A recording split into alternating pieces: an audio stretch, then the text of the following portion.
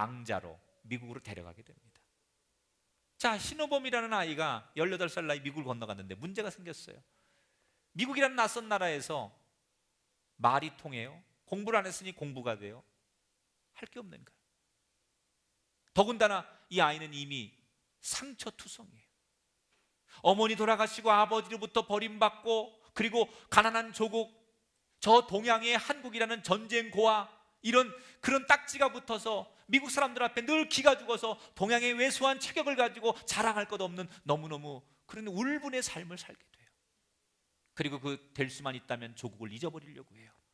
부끄러운 조국, 전쟁의 잿더미에 자랑할 것 없는 조국, 그렇게 부끄러워하기 시작해요.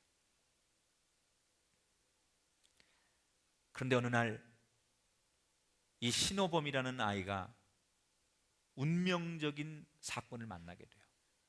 그 레이폴이라고 하는 양아버지가 참 좋은 분이었어요. 군의관이었는데 이분이 신앙심이 참 좋은 분이었어요. 그래서 그 양아들이, 비록 내가 낳은 자식은 아니지만 그 양아들이 갈등하고 삐뚤어 나가는 것을 늘 가슴 아파하면서 늘 기도해주고 중보해주는 거예요.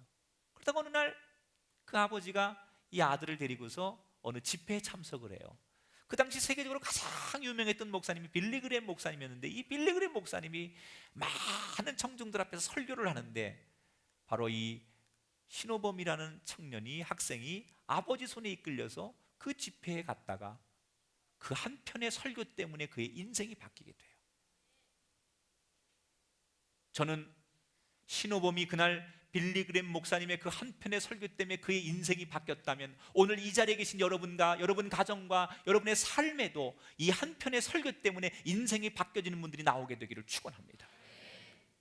그날 빌리 그레이엄 목사가 뭐라고 설교를 하느냐, 그 미국 사람들이 많이 있는데 거기서 이렇게 설교를 하는 거예요. 여러분, 우리 미국 역사를 보면 과거에 아일랜드 사람들이 이 미국에다 카톨릭을 갖다 주었고, 프랑스 사람들은 예술과 아름다운 가구를 갖다 주었고, 독일 사람들은 우리에게 과학을 갖다 주었고, 중국 사람들은 맛있는 음식을 갖다 주었습니다. 그런데 한국 사람들은 이 미국에 뭘 갖다 줬습니까? 그러면서 질문한 다음에 뭐라고 빌리 그레이엄이 얘기하느냐, 한국 사람들은 이 미국에 교회를, 신앙을, 기도를 갖다 주는 사람들입니다. 한국 사람들은 이 미국에 건너오면 전부 교회를 다니고 그 어려운 교포 생활 가운데도 그 사람들은 교회 나가서 교회를 건축하고 교회가 부흥하고, 이게 전 세계에서 한국 사람만 그렇게 하더라는 거예요. 그러면서 빌리 그레이엄이 뭐라고 얘기하느냐, 여러분, 로마가 군사력이 없어서 망한 것이 아니라 도덕적인 부패 때문에 망했는데, 장차 미국이 경제력이 높아지고 군사력이 아무리 높아져도 도덕적 위기 때문에 로마처럼 망할 위기가 찾아올 때, 그때 이 미국을 구할 수 있는 민족은 한국 사람밖에 없습니다. 왜? 기도할 줄 아는 민족은 한국 사람밖에 없기 때문에. 이 미국이 정말 큰 위기가 올 때 이 미국을 위해서 기도해 줄 수 있는 유일한 민족은 한국 사람입니다 라는 얘기를 해요. 이 설교를 회중석에서 듣고 있던 신호범이라는 학생이 충격을 받아요.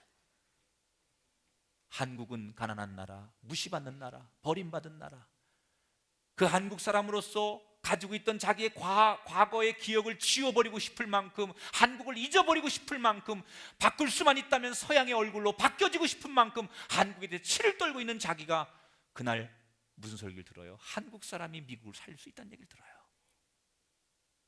신선한 충격을 받아요. 도전을 받아요. 그래? 한국 사람이 머지않아 이 미국을 살려낼 수 있는 위대한 민족이 될 수 있단 말이야. 그리고 그는 그때부터 내가 한국 사람이라는 긍지를 다시 갖기 시작했어요. 한국인으로서의 자긍심을 가지고, 그래, 내가 이 미국을 살려낼 수 있는 일을 해보자. 그리고 정치가가 되겠다고 꿈을 꾸기 시작합니다. 그리고 그는 마침내 동양인 최초로 미국 워싱턴주에서 상원 의원에 당선이 됩니다. 여러분, 자긍심을 갖는다는 것은 이건 사람을 당당하게 만드는 거예요. 남들이 자신을 업신여기도록 그렇게 가만히 내버려 두지 않습니다. 혹시 여러분은 여러분이 위치가, 여러분의 포지션이 부끄러우십니까? 그렇다면 아무 일도 못하십니다. 나는 하나님의 자녀라는 긍지를 가지시기 바랍니다. 내 형편을 비관하지 마시고 어떤 일을 하든 어떤 위치에 있든 간에 하나님은 여러분을 그렇게 보지 않는다는 사실을 기억하면서 당당하고 떳떳하게 걸어가는 우리가 되기를 주 이름으로 축원합니다.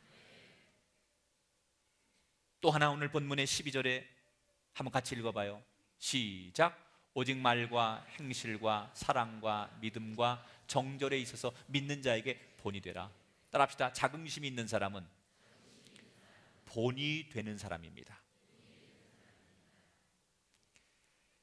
여기 본이라는 말, 모범이 되라라는 말은 이 헬라어로 티포스라는 말이에요. 그것은 원형, 모델, 본보기라는 뜻이에요. 지금 사도 바울은 디모데가 어려움을 겪자 넌 하나님이 세운 주의 종인데 긍지를 가지고 일해야지, 네가 그 자긍심을 가지고 일하면 어떻게 살면 되느냐, 사람들 앞에 모범이 되어라. 야, 저 디모데처럼 신앙생활하면 하나님이 축복하시는구나, 저렇게 하면 신앙적으로 성공하는구나, 이것을 네가 몸으로 사람들에게 보여주면, 네가 그것을 실천하면, 모범이 되면 너에게 있던 모든 어려움도 이기게 될 것이다. 여러분, 우리 그리스도인들의 사명이 뭔지 알아요? 세상의 본이 되는 거예요. 그것이 바로 자긍심을 가지고 있다는 증거예요. 모범이 되려고 노력한다는 건 이건 내가 긍지가 있다는 얘기예요. 타인에게 모범이 되지 않으면서 어떻게 자긍심을 이야기할 수 있어요? 여러분, 사람이 누군가가 나를 배우려고 하고 누군가가 나를 롤 모델로 삼는다는 것은 인생에 있어서 가장 큰 보람이고 성공이에요. 여러분 자식들이 나는 아버지처럼 되고 싶어요, 나 엄마처럼 살고 싶어요, 만약에 그런다면 여러분 인생 성공하신 거예요. 근데 대부분의 자녀들이 난 아빠처럼 안 산다, 안 살아. 이건요, 여러분이 아무리 돈 많이 버시고 아무리 사회적인 지위를 얻었어도 인생을 실패하고 계신 거예요. 지난주에 어떤 가족 손님을 제가 만났어요. 사부 예배 같이 그분들하고 식사를 했어요. 근데 이분이 어떤 분이냐면 모 방송국의 현직 방송국장이에요. 근데 이분이 저한테 전화를 거시고 편지를 썼어요. 미리 오시기 전에. 내용은 그런 거예요. 목사님, 너무너무 바쁘신 줄 알지만 주일날 제가 방문을 할 건데 저를 잠시만 좀 만나 주십시오. 이유는 자기 아들이 하나 있는데 이 아들이 연세대학교 경영학과를 나오고 공군 장교로 복무를 마친 다음에 그 좋은 학력과 좋은 상황에서 결국은 하나님의 종이 되겠다고, 목사가 되겠다고 헌신을 결정했습니다. 그래서 신학대학원에, 충신대 신학대학원에 입학을 했습니다.